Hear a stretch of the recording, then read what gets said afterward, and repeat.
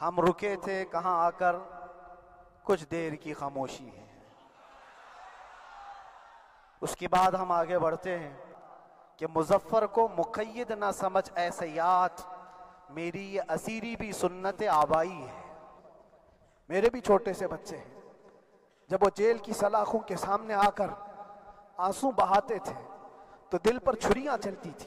अस्सलामु अलैकुम रहमतुल्लाहि व बरकातुहू। मेरे दोस्तों, आप सब बखूबी जानते हैं कि मौलाना सलमान अज़हरी साहब 8 महीने के बाद जेल से बाहर निकले हैं। आप सब ये भी बखूबी जानते हैं कि मौलाना सलमान अज़हरी को एक साजिश के तौर पर जेल के अंदर डाला गया था। उनको मुसलमान होने की सज़ा मिली थी। बहुत ही बेहतरीन और बहुत ही ईमान अफरोज़ बयान है। आप इस बयान को मुकम्मल ज़रूर सुनिए। हम रुके थे कहाँ आकर, कुछ देर की खामोशी है।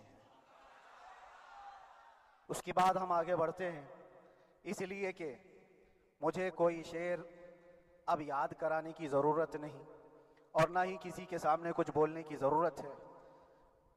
हालात तो ऐसे थे कि जो नॉन मुस्लिम थे वो भी हमें जेल में देखकर यही कहते थे कि आप ही ने कहा ये फलां बात। हमने कहा अल्लाह तबारक व तआला ने तुमको भी याद करा दिया। मेरे अजीजों, सतीजा कार रहा है अजल से ता इमरोज, शरारे बू लहबी से चरागे मुस्तफ़वी। ये आजकल के मामलात नहीं, इब्तिदा से हक और बातिल के मारके होते रहे। लेकिन एक बात मैं आप सबको बताना चाहता हूं, मुजफ्फर को मुक़य्यद ना समझ ऐसे याद। सैयदना मुजफ्फर हुसैन कछोचवी रहमतुल्लाह तआला अलैह जेल गए थे, कैद में थे, तब उन्होंने ये शेर कहा था कि मुजफ्फर को मुक़य्यद ना समझ ऐसे याद, मेरी ये असीरी भी सुन्नत आबाई है। मेरे आबा व अजदाद की सुन्नत है जिस पर मैं अमल करके आ रहा हूं। मेरे बुजुर्गों की ये सुन्नत थी। बहरहाल जिनको जिस रास्ते से मुझे गुजारना था, लोगों के दिलों में ये ठंडक थी शायद कि जुबान बंद करके चंद दिनों के लिए कैद कर दिया जाए, मगर मेरा अकीदा ये था कि अल्लाह तबारक व तआला जब तक चाहे कि कोई उसके लिए पाबंदी नहीं कर लगा सकता। व इन यमसस्कल्लाहु बिदुर्रिन फला काशिफ लहु इल्ला हु। रब तआला फरमाता है अगर अल्लाह ताला तुम्हें कोई मुसीबत दे तो उसके अलावा कोई टाल नहीं सकता। व इन यमसस्कल्लाहु बिखैरिन फला राद्द लिफज़लिही। और अल्लाह किसी को भलाई दे दे तो फिर उसको रोक भी कोई नहीं सकता। मौला तबारक व तआला अगर किसी को कोई मकाम अता कर दे तो हजारों कीड़ों के फड़फड़ाने से वो मकाम खत्म भी नहीं हो सकता। अल्लाह तबारक व तआला जिसको बढ़ाना चाहे उसके लिए कोई रास्ता रुकावट नहीं बन सकता। इसलिए कि हमने तारीख में देखा है, पैबंद लगे कपड़े पहनने वाले, पैरों में चप्पल नहीं थे, जिनके नाखून तक उखड़ जाते थे, लेकिन वो जब चलते थे कैसर और किसरा भी कांपते थे। जिनका ही ये नारा था, टल न सकते थे जंग में अगर अड़ जाते थे, पांव शेरों के भी मैदान से उखड़ जाते थे, हक से सरकश हुआ कोई तो बिगड़ जाते थे, अरे तेग क्या चीज है हम तोप से भी लड़ जाते थे। ये वो सहाबा किराम और असलाफ किराम, उनका ये मामूल था। बज़ाहिर उनके पास कोई असबाब नहीं थे, लेकिन अल्लाह की मदद थी। वो पानी की तरह बहते हुए चले गए, न चट्टानों ने उनका रास्ता रोका, न दरियाओं ने उनका रास्ता रोका। वो जिस तरफ से जाते थे अल्लाह ताला उनके लिए रास्ते बनाता था। अजीजा ने गिरामी वक़ार, कौन है वो जो दरियाए दजला में अपने घोड़े दौड़ाए थे? कौन है वो जो दरिया में अपनी कश्तियां डालकर जला दिया था कि वापस जाने का कोई तसव्वुर ना हो? ये सब मेरे मुस्तफा करीम के दीवानों की ही बात थी। इसीलिए आज भी दुनिया घबराती है तो शाने लोगों से नहीं, दीवानों से ही घबराती है। बहुत ज्यादा चालाक रहने वालों से नहीं, दीवानों से दुनिया घबराती है। इसलिए कि दुनिया को पता है, दुनिया जानती है कि दीवाना कहां देखता है किसी को पता नहीं। और ये उस दीवाने की बात कर रहा हूं जिसके लिए अल्लाह के हबीब सल्लल्लाहु तआला अलैहि वसल्लम की इज्जत व वक़ार सबसे अव्वल है। अजीजा ने गिरामी वक़ार, आज आपके सामने हाजिर आया ये मेरे उस्ताद गिरामी मुरब्बी उस्ताजुल असातिज़ा बिरादर गिरामी हज़रतुल अल्लामा मुफ्ती ज़ुबैर अहमद साहब क़िबला अदाम अल्लाहु इक़बालहु, जिन्होंने दिन रात एक कर दिए थे। मेरे ख्याल से 8 महीने में जितने उनके बाल सफेद हुए इससे ज्यादा नहीं हुए होंगे। सिर्फ इसलिए नहीं कि एक भाई के लिए, इसलिए भी लड़ रहे थे कि एक आलिम के लिए। जिससे दीन का बहुत सारा हिस्सा वाबस्ता है। उनकी मेहनतें रायगा ना गई। बहुत सारे मेरे अहबाब और अक़रबा, खास तौर पर मदनपुरा और विक्रोली से, जिन्होंने अपने घर बार छोड़कर मेरे लिए दौड़ते भागते रहे। अल्लाह रब्बुल इज़्ज़त इस बात का शाहिद है, एक एक दिन अंदर मैंने सब के लिए दुआएं की हैं, और ऐसा नहीं कि कोई दिन भूला जाता। और बाहर की हमेशा ये खबरें आती रहती कि हालात कैसे के कैसे होते जा रहे हैं। कभी अगर घबराहट और बेचैनी होती तो मेरे अजीजों सिर्फ एक ही बात हमारे पास थी इलाज के लिए। एक ही इलाज था। जब बेचैनी बढ़ जाती, अपनों से राब्ता नहीं हो पाता और किसी के खबर ना पहुंचती, खाने पीने की तकलीफें, रहने सहने की मुसीबतें जब सर पर आती, तो एक ही इलाज था, उनके निसार कोई कैसे ही रंज में हो, उनके निसार कोई कैसे ही रंज में हो। जब याद आ गए हैं सब गम भुला दिए हैं, जब याद आ गए हैं सब गम भुला दिए हैं। उस रसूल मुहतरम सल्लल्लाहु तआला अलैहि वसल्लम का एहसान अजीम है। बार बार मुझे ये एहसास होता रहा, पूरी दुनिया अगर छोड़ दे, मगर यकीन था आमिना का लाल कभी नहीं छोड़ेगा, और छोड़ा भी नहीं, और छोड़ा भी नहीं। हर रात जो हमारा मामूल था, हमने जो देखा, हमारी पिछली जिंदगी में हमने उतने अजायबात नहीं देखे होंगे जो 8 महीने के अंदर हमने देखे। नबी पाक सल्लल्लाहु तआला अलैहि वसल्लम के इनामात और इकरामात, रब तबारक व तआला की मदद से दिल मजबूत होता है। अजीज़ान गिरामी, हमने तो वहां ऐसे लोगों को देखा जो डिप्रेशन का शिकार होकर काफिर भी हो गए, और हालात से घबरा करके वो इनकार कर बैठे, कोई खुदा नहीं है, कोई मदद नहीं आती है। ऐसे हालात वहां देखे, लेकिन उन हालात में भी अल्लाह तबारक व तआला की मदद साथ रही। रसूल पाक सल्लल्लाहु तआला अलैहि वसल्लम का इनाम और इकराम ये था कि जिस तरह से गए थे उसी तरह से वापस भी आए, जिस तरह से गए थे वैसी वापस आए।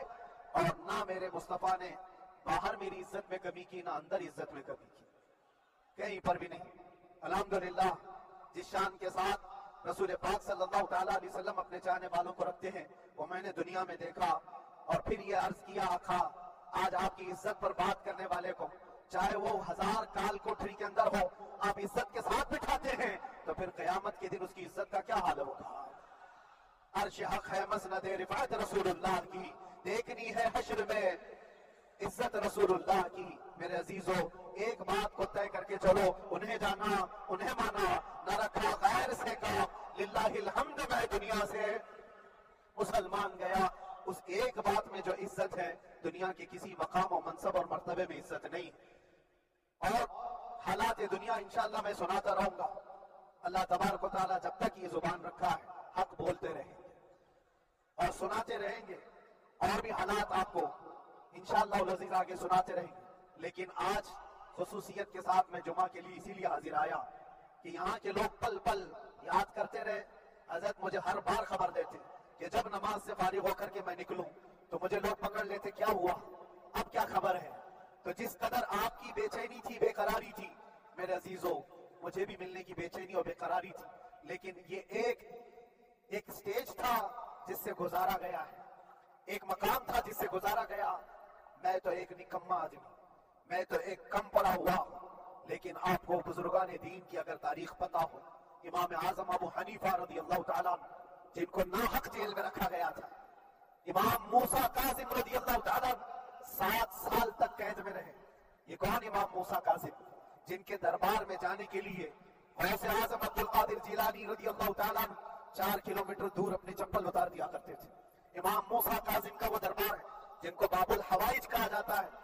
उस इमाम को 7 साल तक बगैर किसी कसूर के कैद में रखा गया, और हद तक ये है कि उसी कैद खाने में जहर देकर के आपको मारा गया है। आपका जनाजा जेल से निकला था। इमाम अहमद बिन हम्बल, जिनको 5 लाख हदीसें याद हैं नबी पाक सल्लल्लाहु तआला अलैहि वसल्लम की, बगदाद के सरे बाजार आपको नंगी पीठ पर घोड़े मारे गए। आपको अंदाजा है, बुजुर्गान दीन की एक लंबी फहरिस्त है। जब मैं वहां गया था तो एक बुजुर्ग की बड़ी याद आई, वो थे हज़रत मुजद्दिद अल-फैसानी रज़ी अल्लाह तआला।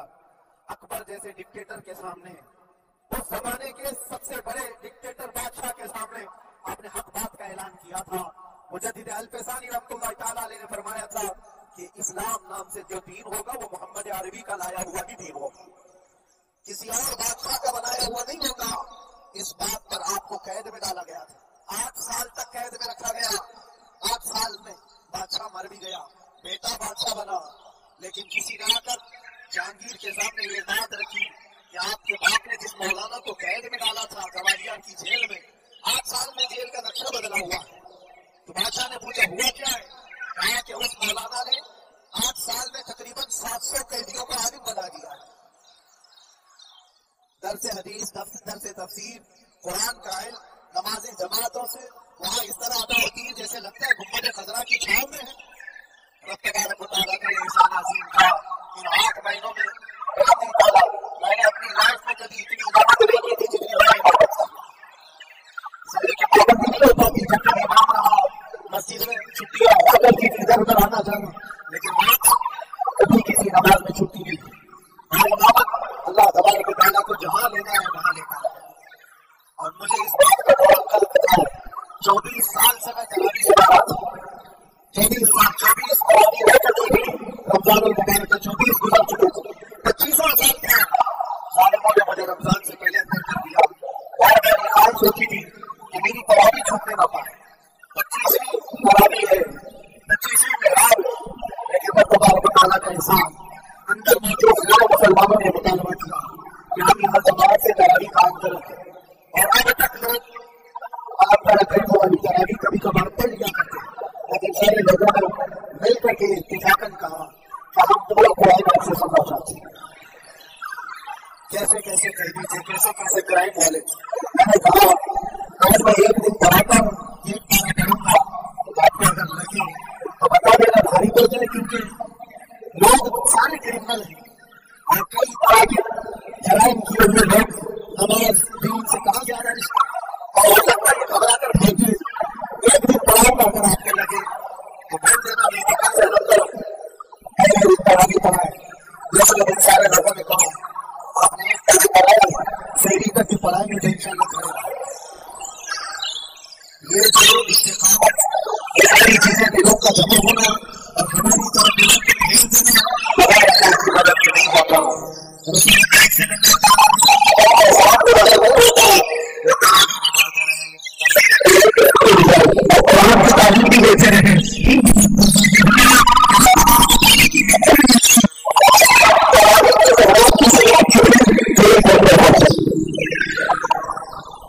इस बात का बोलता है कि मेरी बात छूट गई है,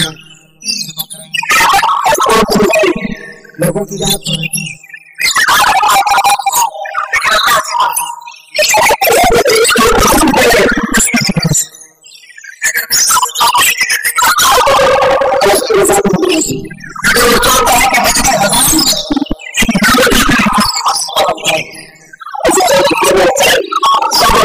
के साथ जो हालात गुजरे